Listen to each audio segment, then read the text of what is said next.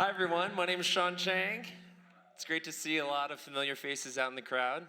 And hello to the 25,000 people tuning in on Twitch right now. Wow. Whoa, I'm just kidding. All right, just loosening up the crowd, all right, just loosening up. But thanks so much for coming in. I was so excited to host a panel about new DAO frontiers and pick people that had been here for the last bull, eaten shit, and then have still stuck around. So that's the common denominator amongst all three folks on stage right now. And each of them comes at the problem of what DAOs could possibly become from three very different places. And just to set the table, if you were to think about DAO taxonomy, there's lots of ways to cut it. But one of my favorite is to think about A, investment DAOs, B, both protocol/product-based DAOs, and C, social-based DAOs, which I think, even though all three representatives from their collectives represent one of those things, they also kind of overlap with all three of those things.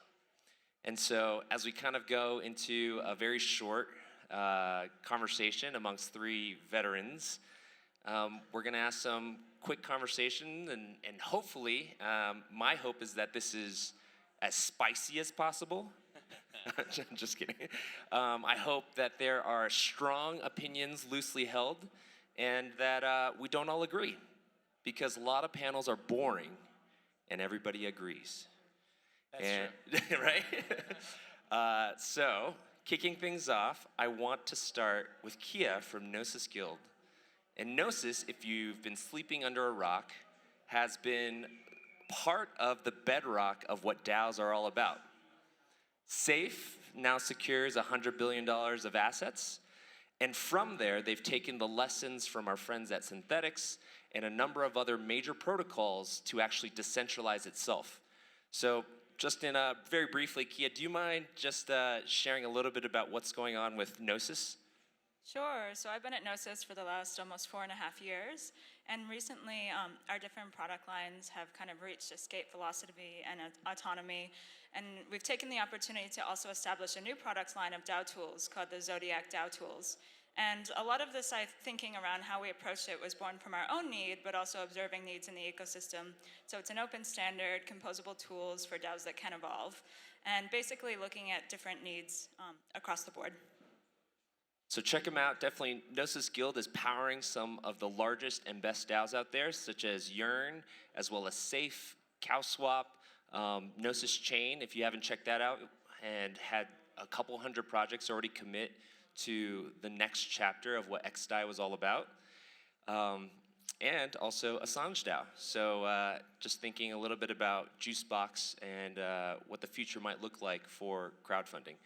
Speaking of Juicebox, I'm actually going to go over to Aaron to talk a little bit about investment DAOs. So Tribute Labs has been around for quite some time, empowering some of the largest and best investment DAOs out there. Total AUM is now $175 million, and they've reached 10 of the best communities out there. From that, they now are continuing to expand, and I think they probably have 3 or 4 more on deck. But Aaron, just to speak a little bit about the future of what Tribute and Tribute's all about, would love to hear what you think about investment DAOs, I guess, in the near term specifically. Yeah, absolutely. And it's thanks so much, Shawn, for pulling this together. It's great to be on the panel with both of you. It was actually, first time I met James was before all this started. Right at the last ETH Denver was right when the first investment DAOs were being launched. There was a couple panels talking about it, and we were like, whoa, we need to say something big and splashy. By the end of 2020, there's going to be $100 million in all DAOs. And we were like, whoa, that's crazy. We should definitely do that. And obviously, the entire ecosystem has grown leaps and bounds ahead of it due to the great work of Gnosis and what James, I'm sure, is going to unpack, and obviously the stuff that we're doing as well. There's different flavors of DAOs because there are different ways for people to work together. The DAOs that we help pull together, I believe, really are the future in the way people invest. Our DAOs, which include the LAO, which supports projects, Flamingo DAO, which is focused on collecting NFTs, Red, which is focused on digital fashion, Noise, which is focused on music, Ready Player DAO, which is focused on play-to-earn opportunities, and there's a bunch of others, including Neon, which is focused on the metaverse. They're just showing that people don't need to be in Silicon Valley. They don't need to be in New York. They don't need to be in London. They can get together from around the globe.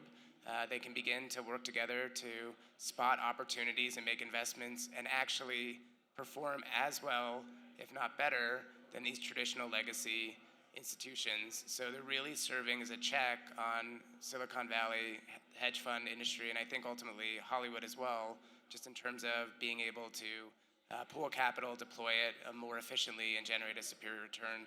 So I think it's pretty exciting. It kind of reminds me, at least, of how we saw hedge funds and venture capital funds emerge in the 1970s in the US, and that changed the way capital is deployed, that changed the way, at least in the US, how society was structured. We're beginning to see that same trend, and I think that's going to increasingly point towards DAOs, and in particular investment DAOs. Thanks for cleaning the background noise on that, too. So investment DAOs, I mean, the future involves maybe all of us and not necessarily just coastal elites. Pretty cool. Switching gears over to James Young from Collab.land, which helps to power a lot of the largest social DAOs out there. So right now, I think the last stat that I had heard was that there's 50 people a second that is now using Collab.land. So if you've used a token-gated Discord, and there's basically, I think, millions of people that are discovering Web3 through a lot of these Discord communities. James, I guess one of the things that came out in our prep talk, would love for you to share a little bit about Collab, but also share a little bit about how you think that's going to evolve, especially in the near term. Yeah, I appreciate it. You know, just as Aaron was mentioning, like in 2020, at the beginning of it, and we met at ETH Denver looked very different than it does now, right? I think it's like, whether it's this macroeconomic or the kind of backdrop of the pandemic, you see a lot of people entering the space. And I think that when we started Collab.land, we didn't know what we were actually unleashing. And I think part of it was because of this. First, it was DeFi summer, and then it was like NFTs, and it just kind of, once it left the gate, there's no going back. And so for us at Collab.land, and what we're sitting on now, we're like, okay, well, what are we going to do? And so last night, I announced that we're going to decentralize. So we're trying to figure that out. It's going to be a DAO. It was actually 3 years ago, this week, that helped launch Moloch DAO, which kind of reset this interest in DAOs and been operating in DAOs. And so it's going to be really interesting because we don't have all the answers. We're all trying to figure it out as we go along. There's different types of DAOs, like investment DAOs and like these NFT kind of social clubs, if you will. And I think there's going to be a lot of interesting byproducts of not just owning an asset and being able to like be token gated, but also what that asset unlocks on these different platforms. And my understanding of how Web 2 and Web 3 can interoperate has changed a lot through just witnessing this kind of explosion that's happened with Collab.land. Thanks for that.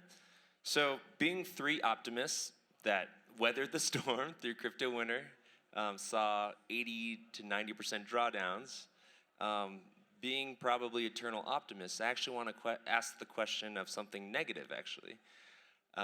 In a negative case, in a bear case, given all of these frameworks, all of the exuberance, because we're in a bull right now, what happens within all of these DAO frameworks in the worst sense?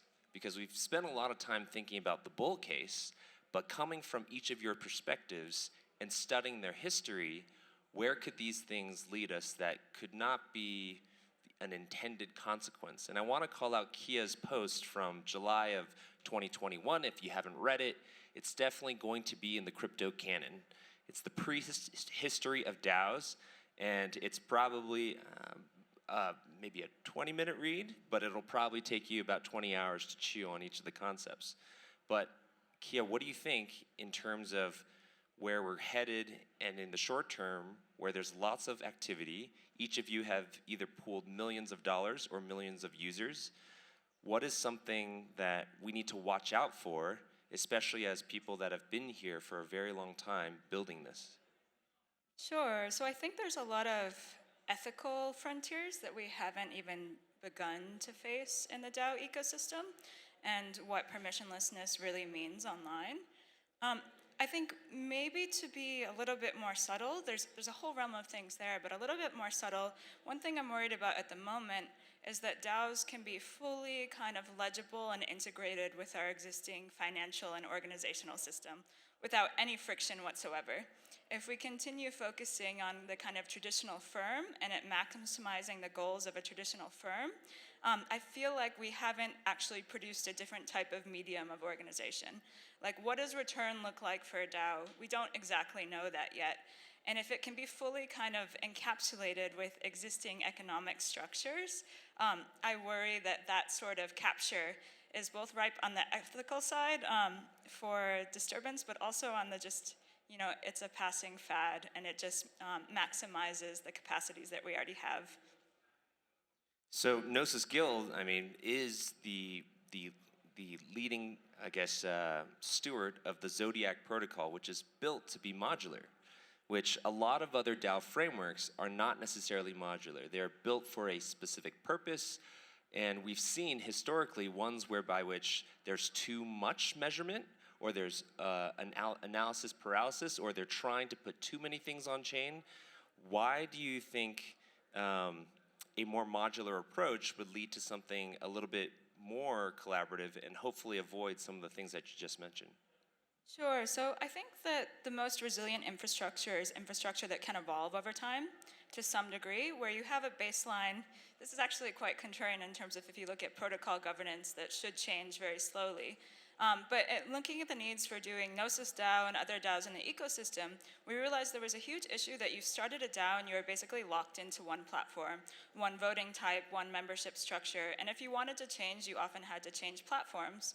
So the approach with Zodiac, built around Gnosis Safe, but it's ultimately framework agnostic, is that you can essentially have like a core contract that establishes the DAO and then build up different modules over time. So different voting mechanisms, different membership structures, different access to different layers of the treasury, different actual kind of like Discord roles for safes, so that basically you can start and evolve over time, and you can really have a DAO that feels much more like a kind of living organism than a traditional static kind of membership shares structure.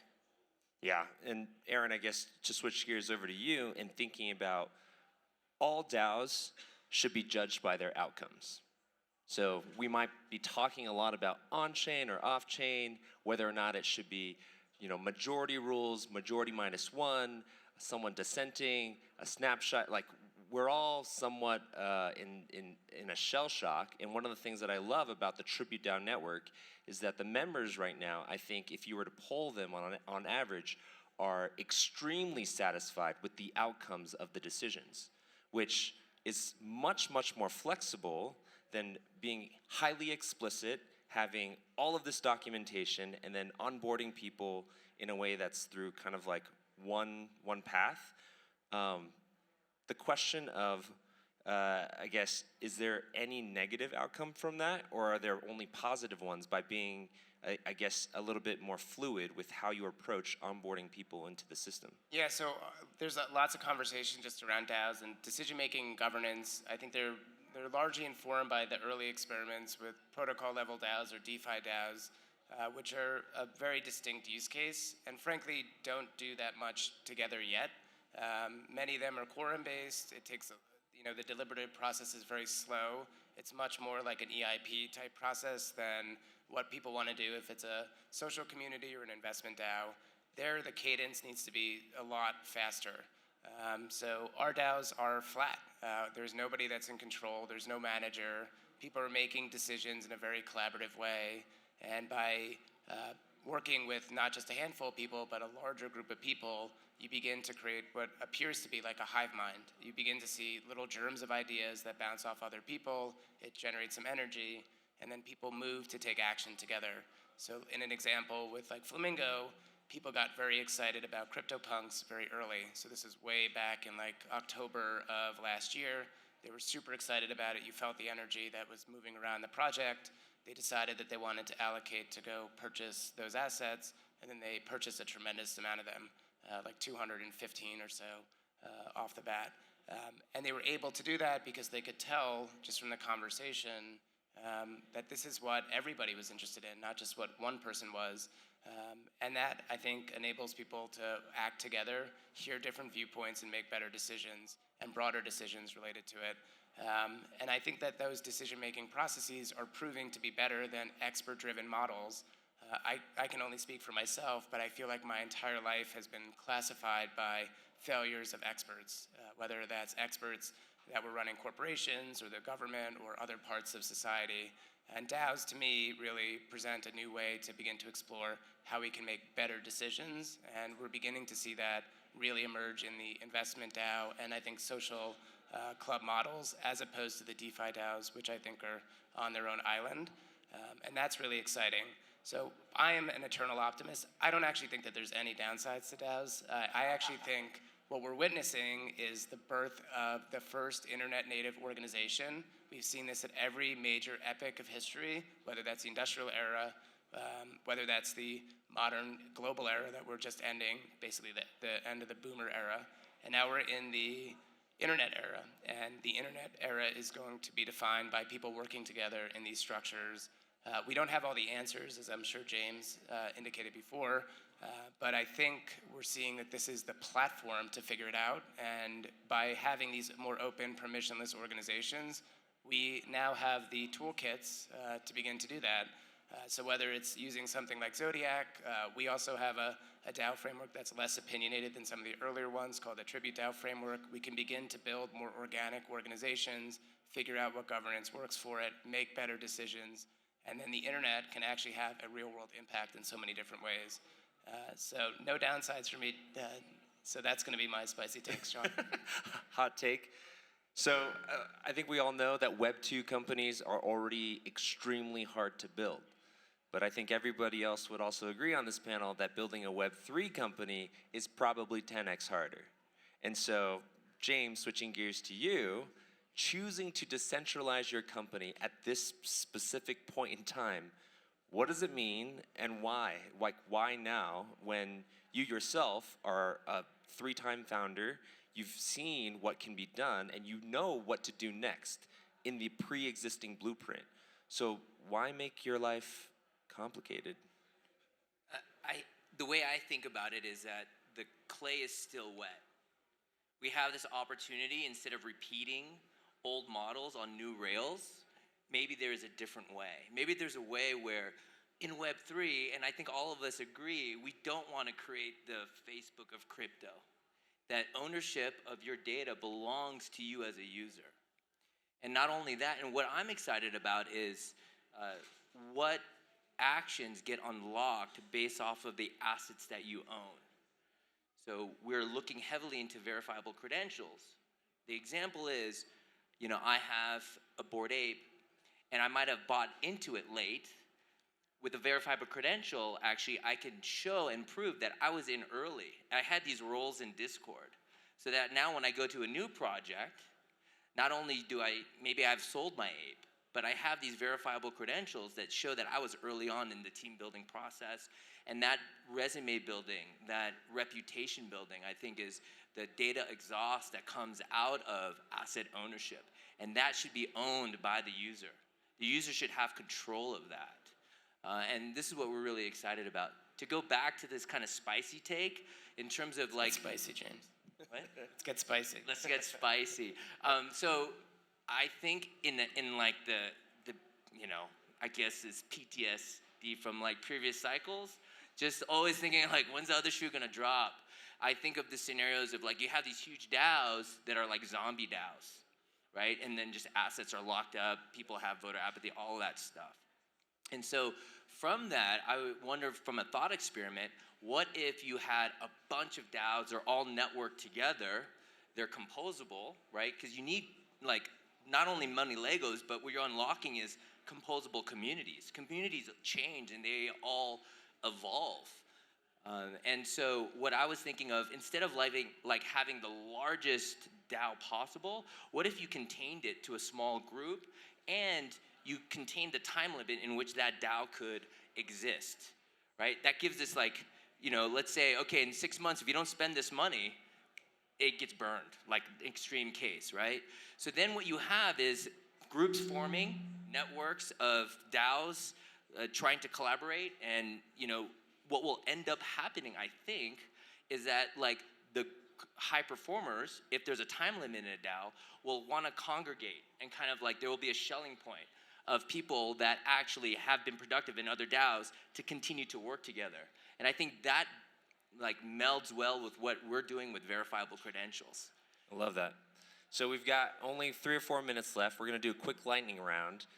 You have to predict something that is non-consensus. What do you think is going to happen that most people do not believe? Should we make some bold predictions? Yeah. It can be multiple too. I think one broad prediction. I do think the next 12 to 18 months, it's primarily just going to be entirely focused on NFTs and DAOs. I think the headwinds with DeFi are really strong. DeFi's dead? I think DeFi's dead, and I'm going to sit on it. I think it's largely dead, and I think we're going to see the next 12 to 18 months be almost entirely about NFTs and DAOs. I think NFTs are much broader than people are giving them credit for. I think they've simplified the mechanics down to such a degree that it's palatable for mainstream audiences. It's understandable. There's not layers of Ponzi-nomics that are baked in that hurt projects so they can build sustainable ecosystems. And I think DAOs will continue to grow and will in 10, 20 years be a dominant form of organization. And then the full vision of what DAOs will not just be organizations focused on making investments or online communities, but broader nation building or quasi-nation building like organs. So this is a big category. Crypto right now is in an inflection point. I think there's lots of folks that are focused on the first 6 years of crypto, which is very focused on financials. I think the next 20 years of crypto are going to be focused on culture. They're going to be focused on NFTs. And I think they're going to be focused on trading ideas, memes, art, culture, you name it. And that is the endpoint for crypto. There's very few headwinds, number one, and people love it. And that's most important. So don't get stuck in DeFi. Hot takes, y'all. All right, non-consensus predictions over the next 6 to 12 months.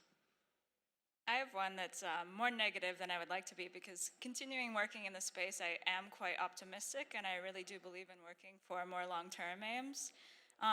But one is I offer more as a challenge, is that DAOs could go very, very extremely mainstream, become like as common as the typical firm, and not change anything. And I would like to challenge that doesn't happen. Whoa, it got dark quick. Your efforts will accomplish nothing. Damn. That's a spicy take. James? Sorry, I just want to quickly add. I agree with it though. Like the dictator DAOs and like these hierarchical DAOs, they really just don't excite me. Like if you want to do that, just go start a startup or a corporation. Try something new, flatter, newer governance, whether that's quadratic or there's plenty of new models that people want to experiment with. Just try it out, like do something different. Yeah, and just quickly to say, like, I think what both of you are doing, like, really contributes to DAOs being different, and I would really like us to challenge that imaginary so that doesn't happen. Keep agreeing. This is not the syllabus. No. Sorry, James. One of the things that kind of led me down this rethinking of DAOs and then having like these smaller DAOs is that I think with this emergent design, as Kei was talking about, we don't want this hierarchical top-down organization. I think that DAOs actually allow for scaling leadership. So you can join a DAO, work hard at it, be the shining star, and not have these like traditional social constructs. And this is where I say like the clay is still wet, right? The kind of like there's going to be a cultural or a social norming that's going to be happening. And I think this is what we can all affect. And I think that on-chain voting, on-chain like transactions, you'll be able to see who's performing.